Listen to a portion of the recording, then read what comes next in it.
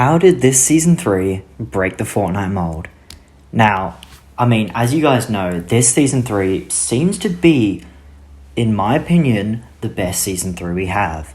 Now, I'm going to get this one out of the way. We have a brand new map. Now, as I said in the last video, this is absolutely crazy and sort of proves how Fortnite has decided to leave and refresh with how their Season 3s usually work. And I'm just going to dive into that really quickly. So typically how a Fortnite Season 3 would work is we've already gone through 2 seasons. We've gone through the first season, which, you know, comes out pretty basic. We've got like a new fresh loot pool, a new map, we'll get to that later.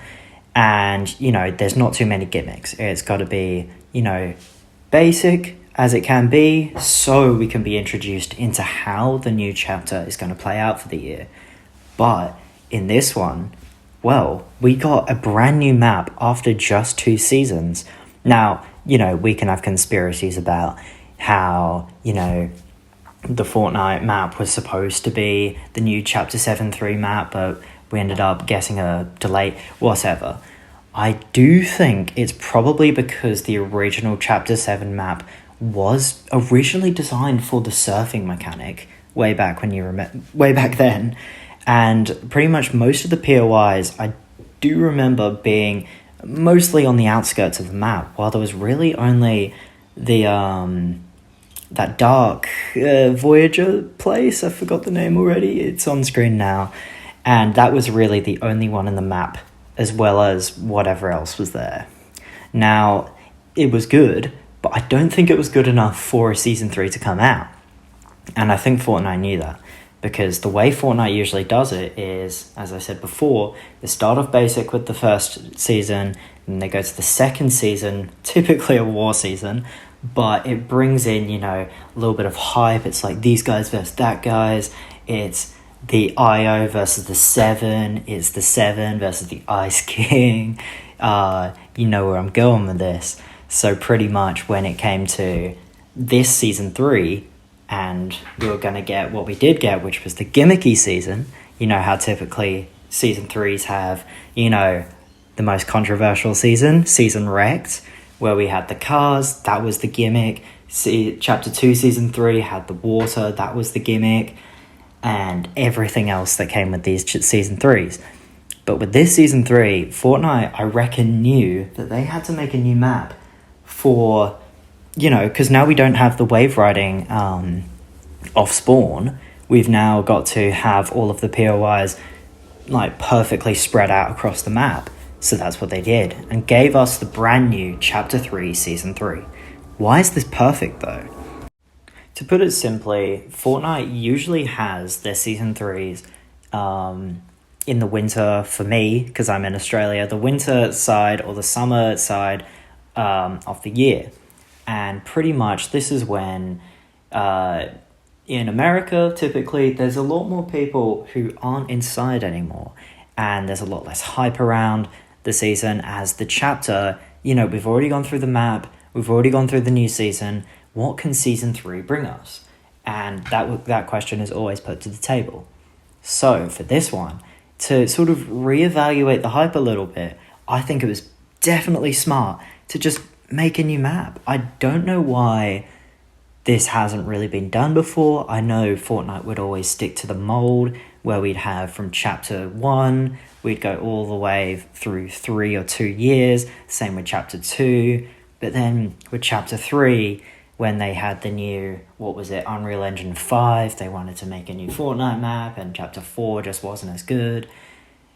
I don't really like Chapter 4, I can go on a rant about that.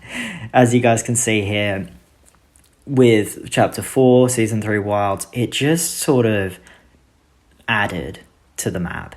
It didn't really give you anything you wanted to look at. This is when I stopped playing the game. And it sort of really hurt the season following, which I also sort of believe might be the case for most other Season 4s following after Season 3. Although there's 2 that might be different, but that's because we had the Marvel collabs for 2 of them. So with Chapter 2 Season 3, I was like, okay, why is there water here? But then we had Thor. His hammer came out of nowhere. And then we got a Marvel season. And then with this Rex season, well, guess what happened? The same thing. We ended up with, well, I don't even know how it started. Oh, the Wanderer. We had the Wanderer on the map. He was Megalodon's boss. And that was the whole fiasco. I just remember sitting in Chapter 5, Season 3 and thinking, when will this Marvel season come sooner? Because, like, look, I didn't actually mind Chapter 5, Season 3.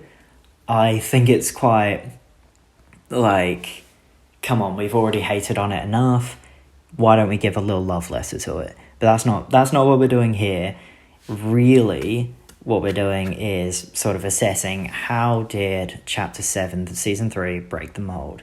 And, well, look, as I've gone through now, the mold has been that Season 3 is the gimmick season to try and really bring back the original hype that we had at the start of the chapter.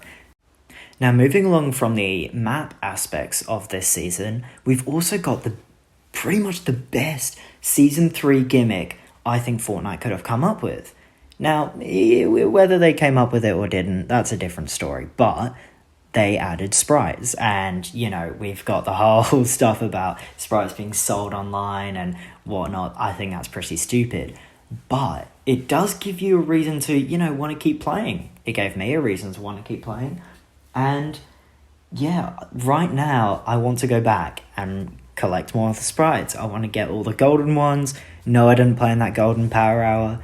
I don't really care for it. I sort of, like, don't feel the need to get all of them, but I still want to get them, and that's how it sort of works. And Fortnite knows exactly how their players need a reason to keep coming back, instead of, all right, here's some cars, this is how you're going to win, or here's some water, you got to get around this to win. Or, you know, hey, here's some superhero powers. Now, I do like these, but, you know, there's also these, like, extraction pods as well. That's sort of how you win. And it gets a bit much. Now, the simple feeling of just collecting sprites and then getting them back into the checkout destination, what are they called? The extraction points. Doing that is just all so simple and easy to follow. There's not too many sprites where it's like, oh, you need this one to play.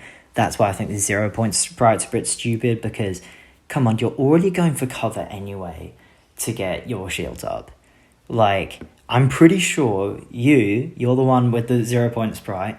I'm sure you've still gone behind cover to go and shield up. There's no way your, like, instincts are still like, all right, I'm going to shield in the open. Yeah, it doesn't work like that. So I think, like, look, I actually don't even use many of, like, those sprite gimmicks. I don't even think they do much. Like, they do not affect the gameplay whatsoever. Like, come on, you turn invisible for a little bit, but, like, people have already seen you by the time you decided to shield up. It's not going to change anything. And that's sort of what, like, makes it cool, right? Like, you can still collect them, even if you don't care about what they do, or if you care about what they do, then you collect them. Or if you want the even rarer versions, you collect those and then get more XP. It's the easiest way to also level up your battle pass. I'm going to buy mine at the end of the season, so it doesn't really affect me. But for those who want to level up their battle passes, go get some golden sprites. Like, that's the only way to do it. And on top of all of this, Fortnite also added a great new set of, weapons for us to play with. But most of these have been brought back from good old Chapter 3, with the Maven shotgun, the weird bamboo-looking shotgun. I don't know the names of these, but we've also got the Stinger SMG and that weird explodey rifle, which I'll talk about in another video. But, you know, we've got the Chaos Exploder rifle and that Chapter 5 Season 3 AR. I will never know the names of these guns, but it's just a perfect and simple loophole where, unlike Chapter 5 Season 3 Wrecked, where we had to, you know, find out why this gun does this and this gun does this, and we've got all the attachments, but there's no new attachments, and there's all the drop off, and then we've got the nitro fists that are involved. Also, talking with the movement as well. I'm making a brand new video, and it's not done because I haven't completed the challenge, but the new sliding boots, the 7 sliders, are wicked cool. Like, they're awesome. They're really, like, easy to figure out how to use. They're actually good. They're fast. And I reckon they're pretty balanced because, like, you know, you can't ADS. Wait, you have to ADS with it? I don't know what the terms are, but you end up going super slow, like those kill switch revolvers, to have to shoot someone. And I think that just works, right? Like, so I think the movement, the weapons are absolutely perfect in the Season 3. There's no gimmick. There's no charged shotgun, which came out of nowhere. There's no... There's just, like, all the guns are perfect. All the mobility items are perfect. We've still got the shotgun... Not the shotgun, the shockwave grenades, but they're in, you know, your weird hot hand. I play zero build. I won't play build. I'm not sweaty like that.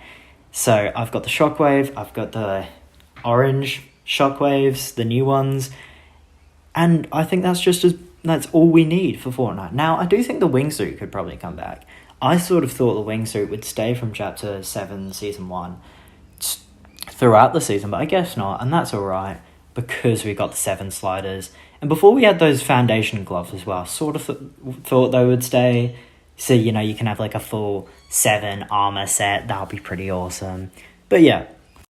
So to end this video off on a good note, I strongly believe, that Fortnite has perfectly just broken the Season 3 mold. We've got a new map which helps us, you know, really see the hype within this Chapter 7, which I think is the best chapter. And, you know, we've got a simple gimmick that we can understand. It doesn't need to be, you need this, you need to do this. We've got good movement and good weapons. I'll talk about the Battle Pass another day. I haven't actually really liked these Chapter 7 Battle Passes, but that's for another day.